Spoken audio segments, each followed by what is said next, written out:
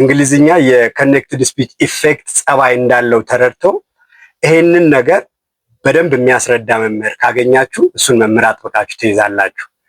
ምን ማለት ነው? ለምሳሌ አንድ ቃል ለብቻው ሲነበብና ከሌላ ቃላት ጋር ተከታትሎ ሲመጣ የሚፈጥረውን ባህሪ ተረድቶ ሳይንሳዊ በሆነ መንገድ እያስረዳችሁ ፕሮናንሲዬሽን ገብቷችሁ በትክክል እንድትናገሩ ካገዛችሁ እሱ ትክክለኛና ፕሮፌሽናል አሰልጣኝ ነው። ለምሳሌ ዲድ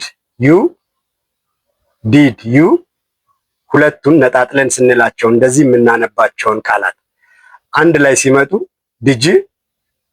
ዲጅ እያለ ካስተማራችሁ፣ ለምሳሌ ውድ ዩ የሚባል የነበረው ውጂ ዲና ዋይ ተከታትለው ሲመጡ ምን ማለት ነው?